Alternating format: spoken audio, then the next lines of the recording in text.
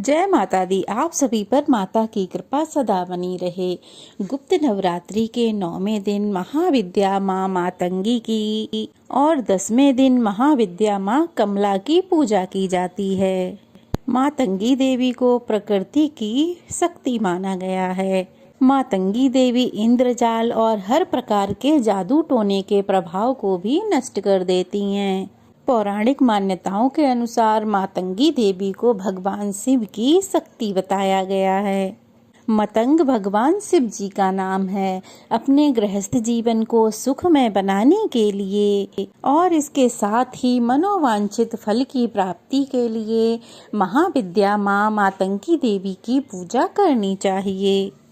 और मातंगी देवी एक ऐसी देवी हैं जिनका व्रत नहीं रखा जाता है और जिन्हें झूठन का प्रसाद अर्पित किया जाता है। मातंगी देवी एक ऐसी देवी हैं जिनकी स्थापना आपको अपने घर में नहीं करनी चाहिए। गुप्त नवरात्रि में यह एक ऐसा दिन होता है जिस दिन मातंगी देवी की पूजा न की जाती है और न ही उनकी स्थापना की जाती है। आप अपने मन में उनका ध्यान कर लीजिए, लेकिन प्रकट रूप में उनकी पूजा नहीं की जाती है।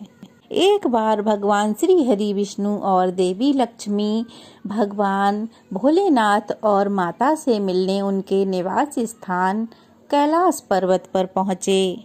भगवान श्री हरि अपने साथ कुछ खाने की सामग्री भी लेकर गए और उन्होंने वह पदार्थ भगवान भोलेनाथ को खाने के लिए अर्पित कर दिया। अब भगवान शिव और माता पार्वती ने उपहार स्वरूप प्राप्त खाने की उन वस्तुओं को खाया। अब भोजन करते समय खाने के कुछ अंश नीचे धरती पर गिर गए।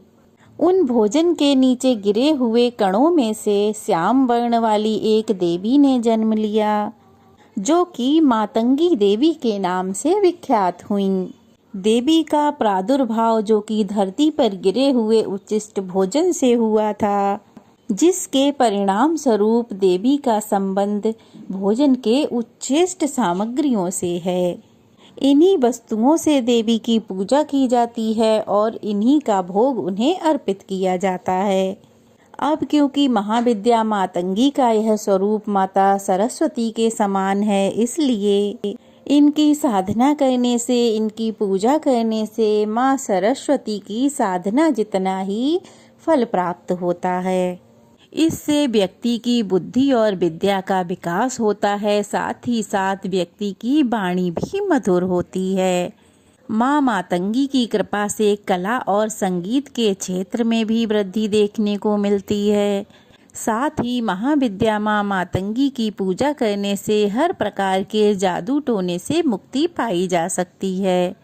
अगर किसी के ऊपर कोई जादू टोना कर दिया हो तो कहते हैं महाविद्या मातंगी की अपने मन ही मन में पूजा करके उन्हें नमन करना चाहिए। ऐसा करने से महाविद्या मातंगी आपकी मदद जरूर करेंगी। महाविद्या मातंगी को उच्चेष्ट चंडालिनी या फिर महापिशाचिनी भी कहा जाता है। महाविद्या माँ मातंगी के विषय में भिन्न भिन्न प्रकार के भेद हैं। इन्हें राज मातंगी, सुमुखी, वैश्य मातंगी और कर्ण मातंगी आदि नामों से भी जाना जाता है। और यह देवी दक्षिण और पश्चिम की देवी मानी जाती हैं। एक मान्यता ऐसी भी है कि मतंग ऋषि ने कठिन तपस्या के द्वारा देवी को प्राप्त किया था। कहीं कहीं ऐसी भी मान्यता मिलती है कि वन में मतंग ऋषि तपस्या किया करते थे। क्रूर विनाशकारी शक्तियों के दमन के लिए उस स्थान पर त्रिपुर सुंदरी के चक्षु से एक तेज निकल पड़ा। तब उसी तेज से देवी काली श्यामल रूप धारण करके राजमातंगी के रूप में प्रकट हुईं और फिर उन्होंने तपस्या करते हुए मतंग ऋषि की रक्षा की। महाविद्या माँ मातंगी गहरे नीले रंग की या फिर श्याम वर्ण की हैं। अपने मस्तक पर ये अर्धचंद्र धारण करती हैं। इनके 4 हाथ हैं और 3 नेत्र हैं। माँ कमल के आसन पर विराजित हैं। लाल वस्त्र और आभूषण धारण करती हैं, गले में गुंजा की माला धारण करती हैं। माता के अस्त्र खंग, खेटक, पास और अंकुश हैं। माता के साथ हमेशा तोता रहता है। वह तोता वाणी और वचन का प्रतीक है।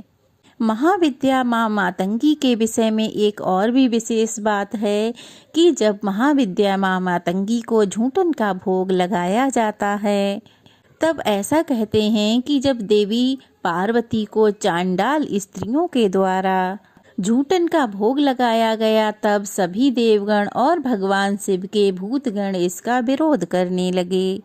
लेकिन देवी पार्वती ने चांडालिनों की श्रद्धा को देखकर मातंगी का रूप धारण करके उनकी चढ़ाई गई झूठन को ग्रहण किया। कहते हैं कि तभी से ऐसी मान्यता चली आ रही है कि मातंगी देवी को झूठन का भोग लगाया जाता है। आज की पूजा माँ मातंगी के कवच के बिना अधूरी मानी जाती है। तो आज का कवच है, हे मातंगी मेरे मस्तक की, भुवनेश्वरी मेरे चक्षुष की, तोतला मेरे कर्ण मम और त्रिपुरा मेरे मुख की रक्षा करें। महामाया मेरे कंठ की, माहेश्वरी मेरे हृदय की, त्रिपुरा मेरे पार्श्व की और कामेश्वरी मेरे कोह की रक्षा करें। चंडी दोनों उरों की, रति प्रिया मेरी जंघा की, महामाया मेरे पावों की और कुलेश्वरी सर्वांग की रक्षा करें। जो मनुष्य इस कवच को धारण करते हैं वह सर्वदा नियज्ञ होते हैं, साथ ही अतुल ऐश्वर्य को प्राप्त होते हैं। महाविद्या मातंगी को ध्यान करने के बाद उन्हें आप झूठे फल, झूठे फूल या फिर झूठी मिठाई उन्हें अर्पित कर सकते हैं और इसके बाद उसका विसर्जन भी कर सकते हैं।